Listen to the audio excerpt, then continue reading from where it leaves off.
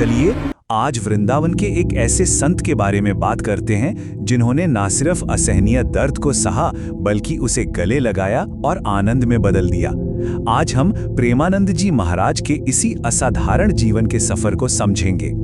जरा सोचिए, एक दिन एक ऐसी खबर मिले जो पैरों के नीचे से जमीन खिसका दे। डॉक्टर कह दें कि भैया आपकी दोनों किडनियां फेल हो चुकी हैं और अब आपके पास गिनती के कुछ साल ही बचे हैं। दिल बैठ जाता है ना। ऐसा लगता है जैसे भविष्य में सिर्फ अंधेरा है। लेकिन प्रेमानंद जी महाराज के लिए ये अंत नहीं था। जब 35 साल की उम्र में उन्हें अपनी इस जानलेवा बीमारी का पता चला तो उनका जवाब सुनिए। उन्होंने कहा, बीमारी तो शरीर को हुई है, मन को नहीं। अब सवाल ये उठता है कि ये अटूट विश्वास, ये शांति आखिर आई कहां से? उन्होंने अपने दर्द को ही एक आध्यात्मिक साधना बना लिया। उनका मानना था कि उनके अंदर तो खुद राधा और कृष्ण बसते हैं, तो फिर कोई भी शारीरिक तकलीफ उनकी आत्मा को छू ही नहीं सकती।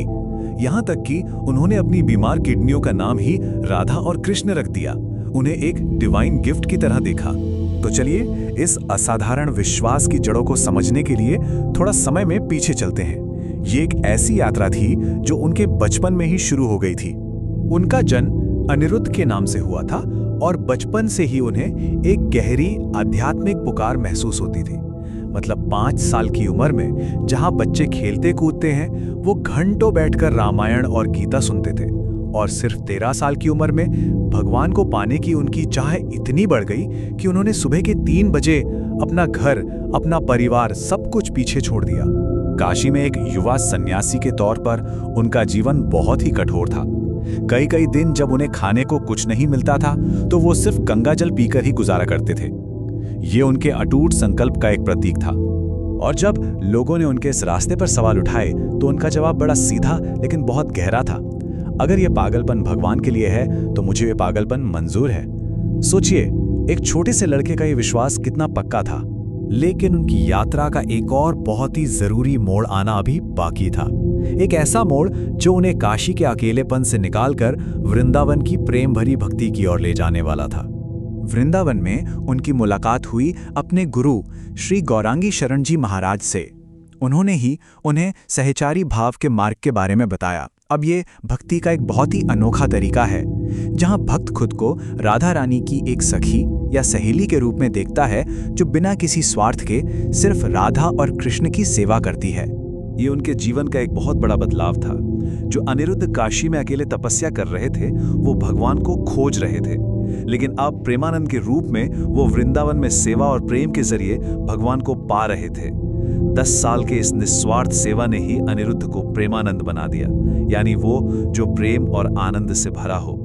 अपने गुरु के बर्तन धोने, आश्रम की सफाई करने और खाना बनाने जैसे छोटे छोटे कामों के जरिए उन्होंने अपने अहंकार को, अपने मैं को पूरी तरह से मिटा दिया। और इसी सेवा भाव से प्रेमानंद के असली रूप का जन्म हुआ। पर उनकी कहानी यहीं खत्म नहीं होती। कमाल की बात तो यह है कि इस प्राचीन ज्ञान ने आज के डिजिटल युग में लाखों लोगों तक पहुंचने का एक नया रास्ता खोज लिया। 2020 के बाद सोशल मीडिया पर उनकी बिल्कुल सीधी साधी, बिना किसी लाग लपेट वाली बातचीत दुनिया भर के लोगों को पसंद आने लगी। और नतीजा, YouTube पर 1.5 करोड़ से ज्यादा सब्सक्राइबर्स।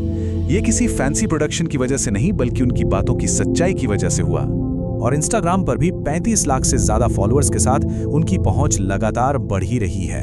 ये इस बात का सबूत है कि प्रेम और भक्ति का उनका सीधा साधा संदेश आज के डिजिटल शोर में भी लोगों के दिलों तक पहुंचता है। और उनकी बातें किसी एक तरह के लोगों तक सीमित नहीं है। विराट कोहली और अनुष्का शर्मा जैसी बड़ी हस्तियों से लेकर आम लोगों तक हर कोई उनके ज्ञान और प्रेम की ओर खिंचा चला आता है। शायद उनके प्रेम के सार्वभौमिक संदेश का सबसे बड़ा सबूत तब मिला जब मदीना में एक मुस्लिम शख्स सुफियान इलाहाबादी महाराज जी की सेहत के लिए प्रार्थना करते हुए देखे गए। उस एक वीडियो ने यह साफ कर दिया कि उनका संदेश हर धर्म और हर संस्कृति से परे है।